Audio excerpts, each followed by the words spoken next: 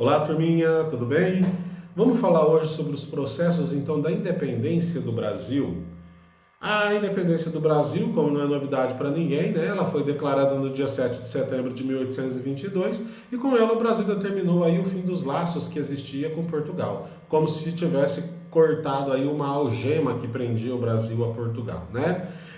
Muitos preferem dizer cordão umbilical cultural, mas eu não concordo porque nós não temos um cordão umbilical ligado a Portugal diretamente, mas nós temos também um cordão umbilical ligado à África, um cordão umbilical ligado à ancestralidade indígena que existia no Brasil, que é multiétnica, multicultural e muito rica, né? Então o Brasil ele quebra foi as algemas que aprisionaram e escravizaram o povo brasileiro por muitos anos, né?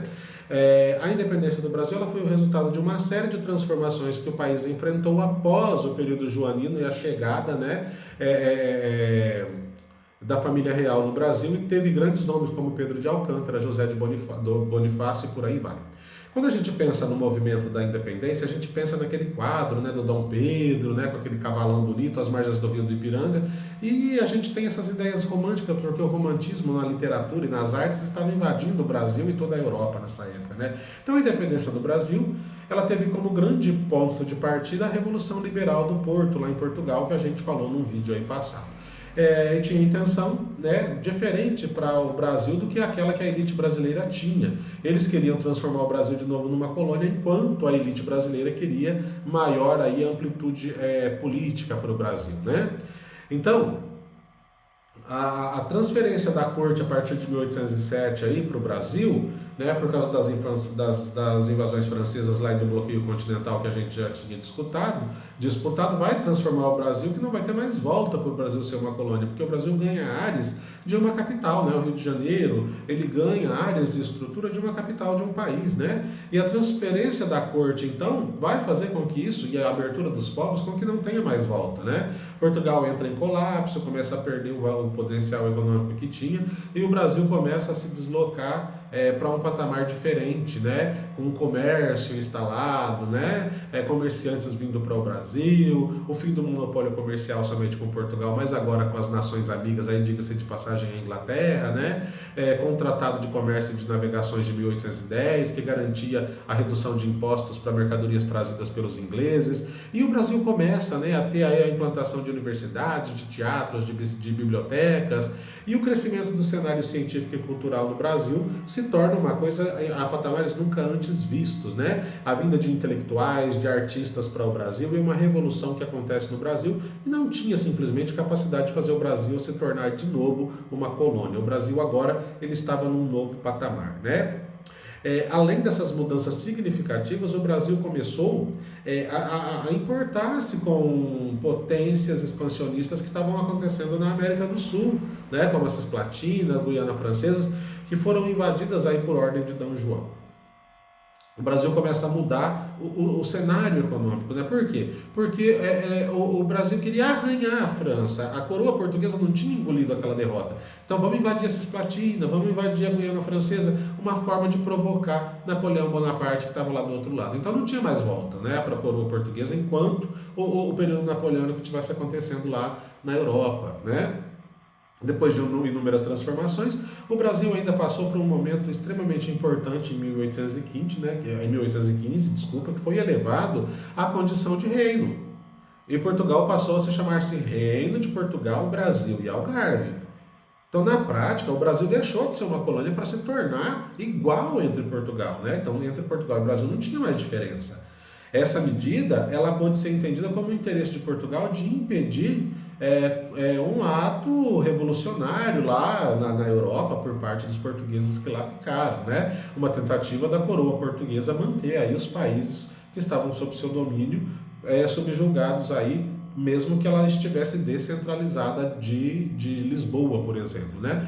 Então o domínio português, né, ele parecia estar assegurado aí por leis, né? Porém, a Revolução Pernambucana de 1817 ela vai começar a mudar o cenário aí, né? A Revolução Liberal do Porto também, de 1820, ela acaba mudando. A Revolução Liberal do Porto, eu acho que foi uma das coisas que mais pressiona aí, porque o Napoleão Bonaparte, ele cai na Europa, né? E a burguesia portuguesa, ela quer reforma de qualquer jeito, ela quer o fim da crise, ela está passando por uma crise econômica, ela está passando por uma crise política, e o país enfrenta ainda o fim do absolutismo. Então, havia uma grande insatisfação por parte das classes que ainda estavam lá no país e que, de certa forma, dominavam ou eram dominadas e queria aí a liberdade econômica, né? Que é o fim da liberdade econômica que o Brasil tinha conquistado durante o período joanino e que, de certa forma, estava impactando a economia portuguesa, né? As cortes portuguesas, então, elas começam a entrar em colapso, e essa revolução no Porto acontece ganhando o apoio de uma massa muito grande de portugueses, né? E não teve como impedir aí o processo de independência do Brasil, que se torna cada vez mais evidente, né? As duas exigências da corte portuguesa, logicamente, repercutiram no Brasil de forma muito impactante, né? Então, grande parte dessa repercussão foi negativa. A pressão sobre Dom João VI para que ele retornasse foi muito grande, né? A opinião no Brasil sobre voltar a ser uma colônia ou se tornar um país subjugado a Portugal era bastante dividida, né? O monopólio, o comércio que estava sendo implantado aqui, a opinião geral foi extremamente negativa, porque ela demonstrava os interesses da corte portuguesa de recolonizar o Brasil, só que os brasileiros e as pessoas que estavam aqui para fazer comércio, de jeito nenhum aceitavam essa situação, né? Então, em fevereiro de 1821, o Dom João VI pega aí a pessoa a corte portuguesa, né?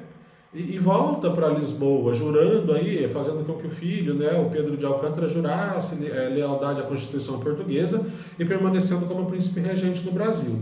A partir daí a relação entre Portugal e Brasil, né, só vai ficar cada vez mais desgastada, porque as cortes portuguesas, elas de acordo com seus representantes brasileiros, nunca mais conseguiram chegar num consenso, né? Eles queriam impor autoridade, mas os brasileiros, eles não aceitavam essa autoridade que vinha de Portugal mais, né? Então tinha uma resistência aqui. Os portugueses, eles começam a enviar tropas para o Brasil, né? Instituições que estavam no Rio de Janeiro são transferidas para Lisboa, eles começam a exigir que o príncipe regente volte para lá, e tudo isso vai fazer com que a situação se torne cada vez mais complicada no Brasil, né? Até que o príncipe regente ele recebeu um documento com 8.000 assinaturas em janeiro de 1822, né? Que era um abaixo assinado de fazendeiros brasileiros que estavam insatisfeitos com o que estava acontecendo e que pedia, né, para que Dom Pedro fizesse alguma coisa. Então foi conhecido, né, que ele falou que ele ficaria no Brasil, então ficou conhecido como o Dia do Fico. Esse dia ficou conhecido aí como o Dia do Fico, né?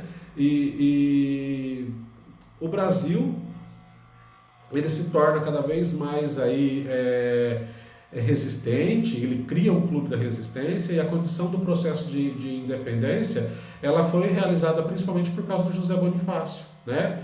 Uma vez que ele conseguiu imprimir muitas das ideias dele na formação do Dom Pedro, né? E por fim veio o rompimento oficial no final de agosto com uma carta de ordens de Portugal que chegava ao Brasil com um tom bastante ríspido, né? Falando que os brasileiros estavam com privilégios, esses privilégios tinham que acabar e tal, né? E as notícias fez com que no dia 7 de setembro de 1822, às margens do rio Ipiranga, Dom Pedro desce lá o grito de independência. Lógico que vão acontecer uma série de outros fatores. Essa independência de fato vai acontecer muito mais tarde, só que o fato foi marcado ali, né?